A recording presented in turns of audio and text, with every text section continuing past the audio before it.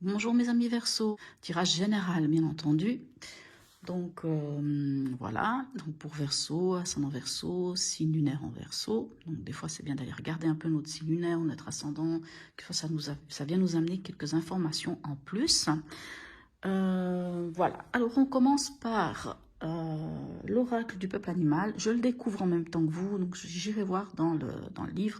Ça nous donne un petit peu l'ambiance, surtout l'animal qui va vous accompagner, son énergie, son conseil, ainsi de suite. Qu'avons-nous là? Nous avons le scarabée.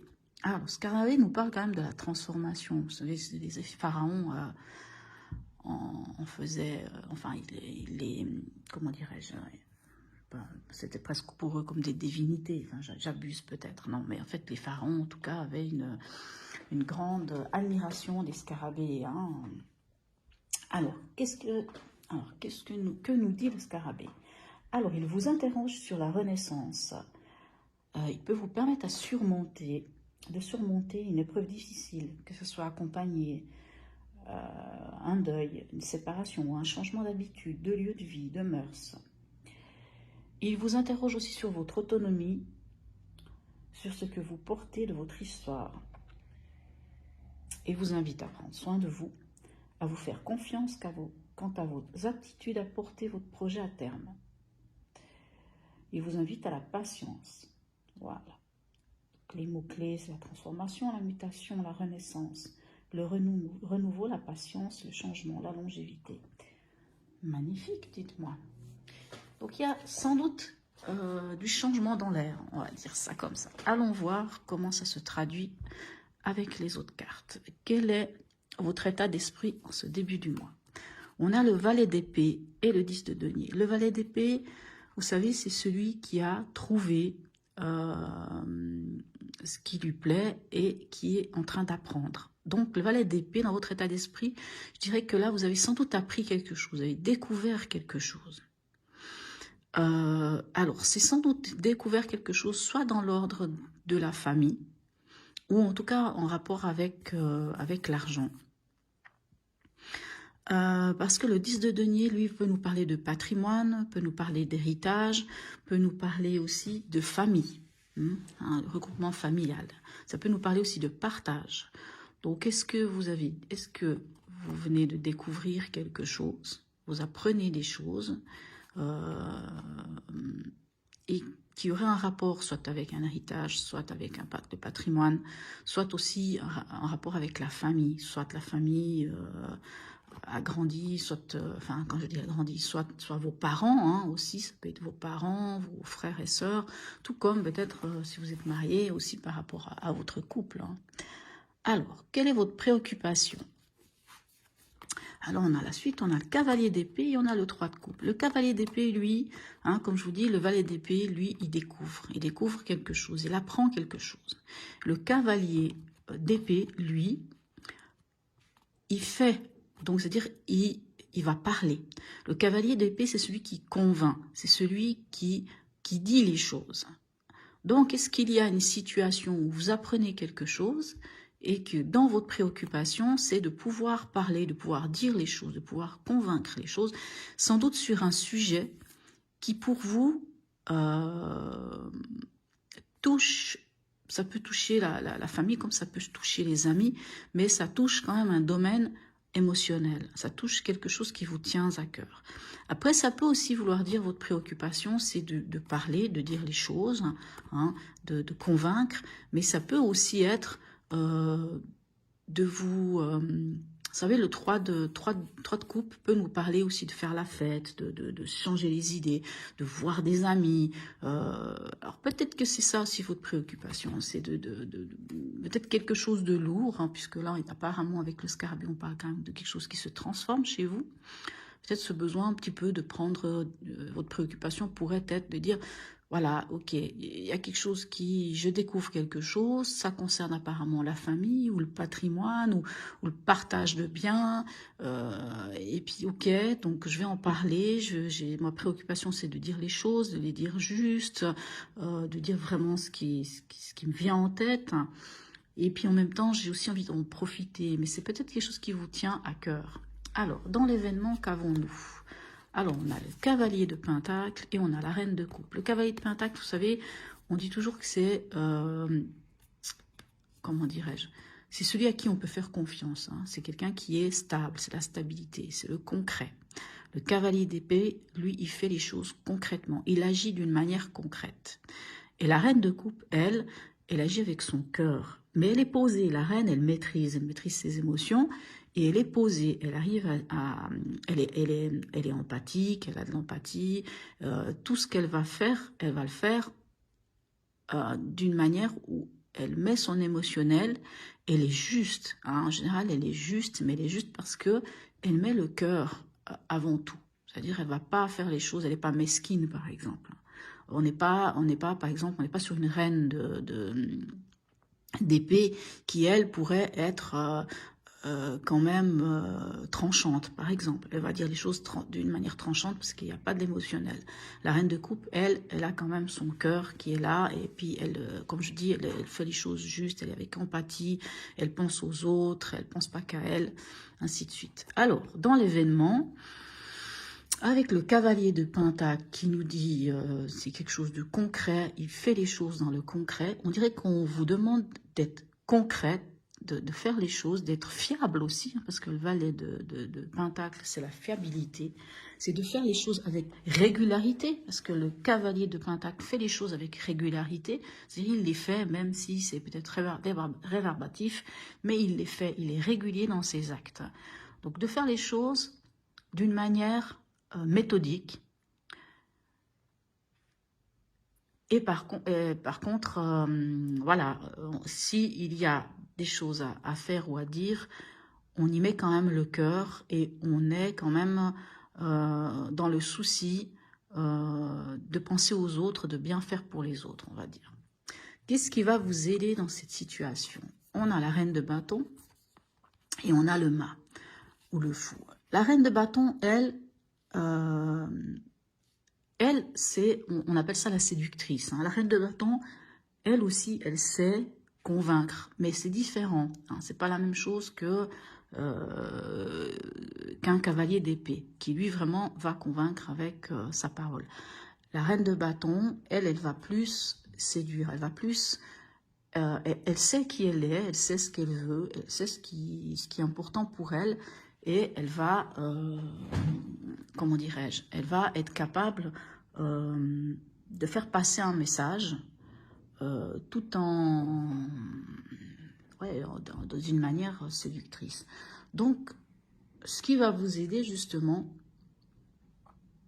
c'est ça, c'est de savoir qui vous êtes, de savoir ce que vous voulez et de faire les choses avec, comment dire, j'essaie parce que là, comment dire, dans ce qui va vous aider avec notre reine de bâton,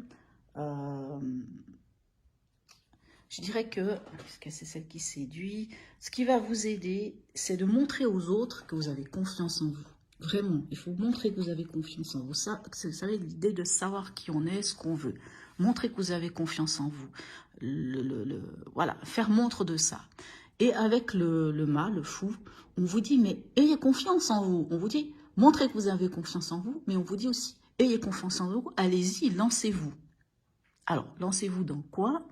Ça, c'est vous qui savez si justement il y a un projet qui vous tient à cœur. Parce que ça aussi, avec le cavalier de Pentacle, on peut vous dire qu'il y a un projet qui vous tient à cœur.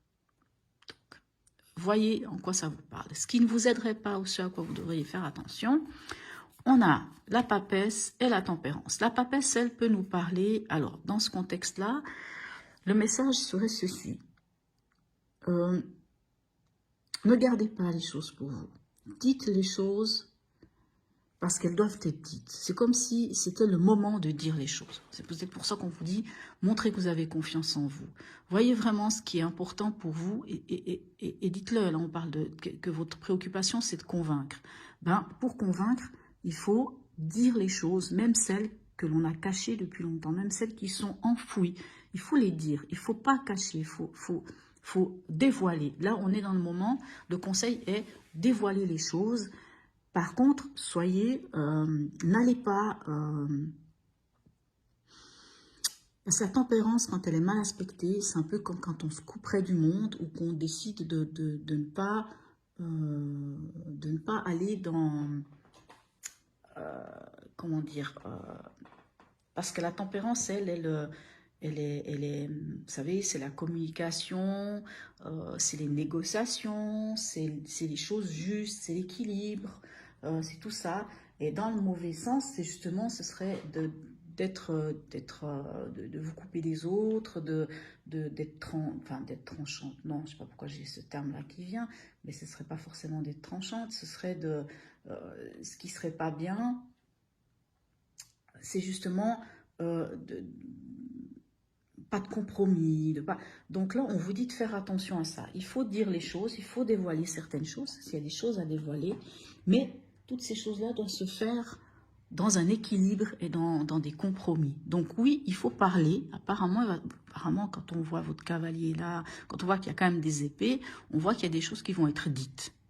Il y a des choses qui vont être dites, mais on vous dit d'y aller d'une manière tempérée, en fait, hein, avec équilibre. Au niveau émotionnel, qu'avons-nous? Alors, nous avons le 3 de bâton et la maison Dieu. Alors, le 3 de bâton, lui, nous parle d'élargir son horizon, de voir plus loin, oui, d'élargir son horizon, s'agrandir, ça parle d'expansion. La maison Dieu, elle, ça parle de bouleversement, ça parle oui, de bouleversement. Il y a quelque chose qui vous arrive au niveau émotionnel, et il y a quelque chose qui vous arrive vraiment d'une manière subite. Vous savez, à la différence de l'arcane sans nom, la maison Dieu, par exemple, l'arcane sans nom, c'est quelque chose qui... l'arcane sans nom, c'est la mort, mais il y a la renaissance. L'arcane sans nom, en général, à quelque part, on la sent venir, hein, parce que c'est la fin de quelque chose, c'est la fin d'un cycle. La maison Dieu, on ne la sent pas du tout venir, ça nous vient comme ça sur le coin de la tête. Alors, dans le pire des événements, ça peut être la mort de quelqu'un, ça peut être la fin ça peut être une rupture, mais la rupture qui vient vraiment, le truc qui vous tombe sur la tête. Mais ça peut aussi être, j'aime toujours utiliser cette image, du genre, le vendredi soir, vous avez décidé de vous faire une petite séance Netflix à la maison, vous êtes tranquille, vous êtes posé, ça sonne à la porte, vous avez 3 amis qui arrivent avec une bouteille de vin, une pizza, puis qui disent, ben, viens chez toi, on va passer un moment avec toi. Donc vous êtes dans cette position de maison Dieu, de tour, il y a tout qui s'effondre, ce que vous aviez prévu s'effondre, et vous devez recommencer ou devez construire votre soirée différemment. Vous voyez, elle n'est pas seulement négative.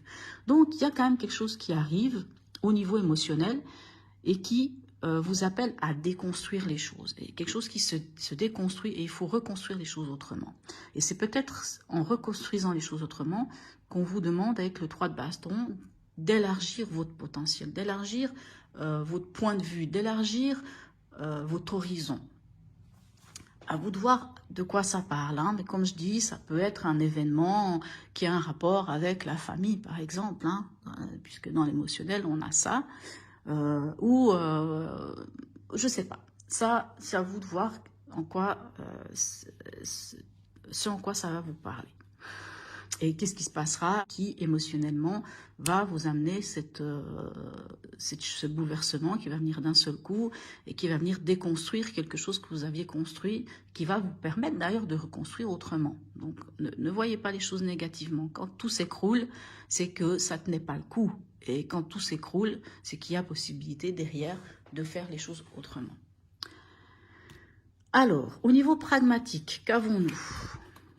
Ah ben voilà, on a l'arcane sans nom, dont je parlais tout à l'heure, et on a le 3 de denier. Alors, au niveau pragmatique, on dirait qu'il y a quelque chose qui prend fin. Donc là, au niveau pragmatique, ça peut être financier, ça peut être au niveau du travail, ça peut être au niveau, je sais pas, des biens, l'appartement, maison, vous voyez, hein, c'est vraiment le matériel. Alors qu'au niveau matériel, il y a quelque chose qui prend fin. Mais si elle prend fin, c'est pour aller vers quelque chose de nouveau, déjà, de toute façon. Quand ça prend fin, il y a quelque chose de nouveau.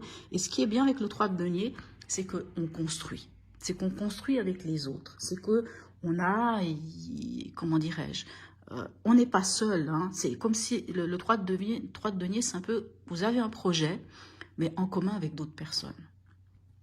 Donc ça peut aussi parler de travail. Ça peut dire par exemple qu'il y a quelque chose qui se termine au travail, mais que c'est pas ça se termine pour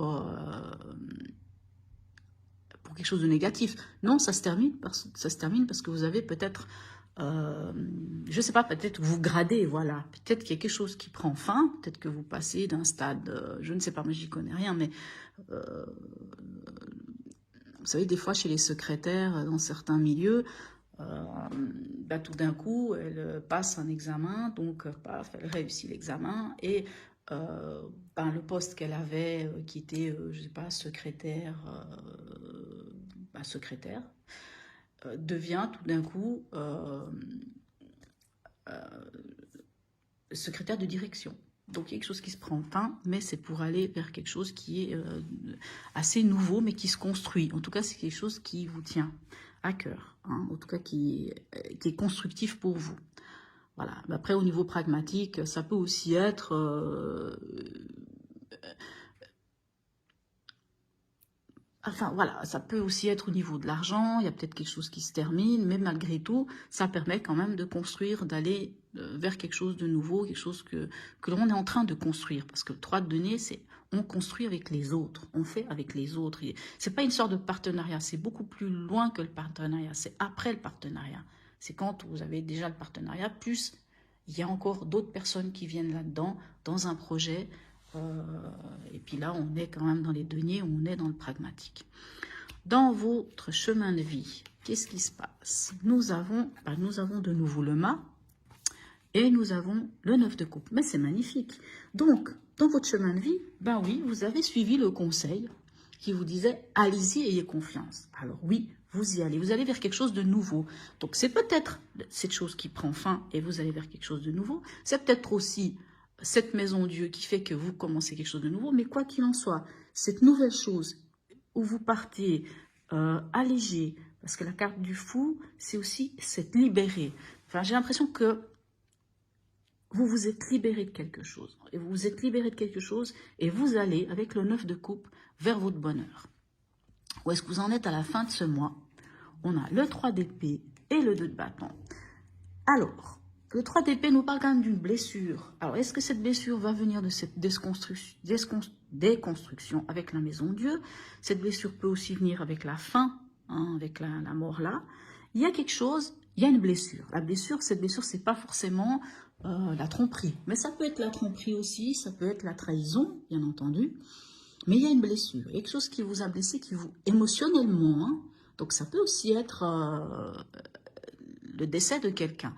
Donc, à la fin du mois, avec le 3 d'épée, on vous dit, maintenant, c'est le moment de penser vos blessures. Maintenant, vous pouvez guérir cette blessure que vous avez ressentie à un moment ou à un autre, qu'elle vienne du passé ou qu'elle soit, ou qu'elle vienne de cette épreuve que vous avez vécue ce mois-ci. Maintenant, vous pouvez la guérir. Et avec le 2 de bâton, on vous parle d'évaluer les choses, d'évaluer la situation.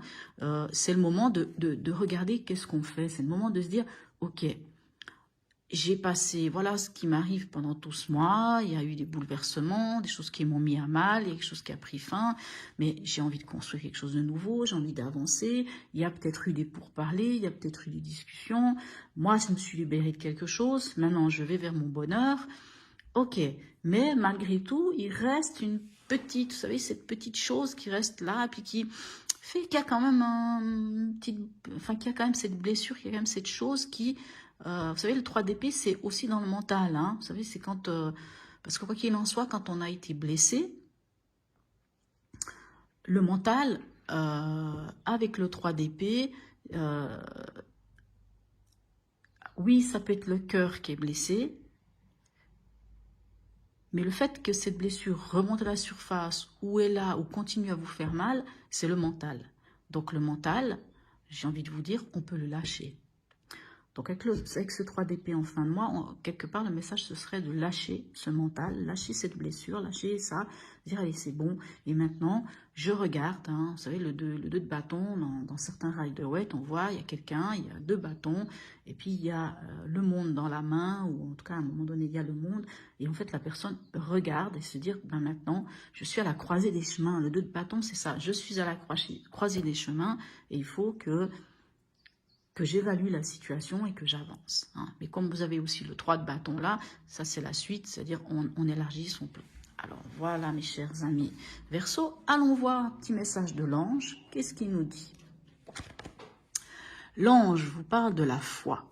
La foi est si puissante qu'elle peut transporter des montagnes. Cependant la sagesse des anges te prévient de ne faire confiance aveuglément ni à des situations ni au premier venu. Fais usage de ton bon sens, de ta capacité et de ta capacité de jugement, et ne délègue jamais ton pouvoir à autrui. Place plutôt ta confiance en toi et dans le monde spirituel. Utilise ton intégrité, ton équilibre, calme et sage, pour prier, et sache que ton souhait sera exaucé. Agis en fait comme s'il s'était déjà réalisé. Voilà ce qu'est la foi. Le message de tes anges renforce ta foi dans l'infini de l'univers. Affirmation, je crois au soutien de l'univers.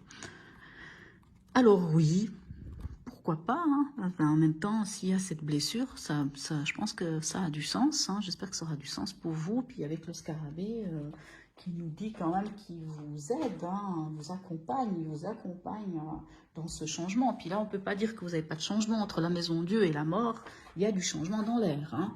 Donc, vous êtes accompagné et on vous dit d'avoir la foi.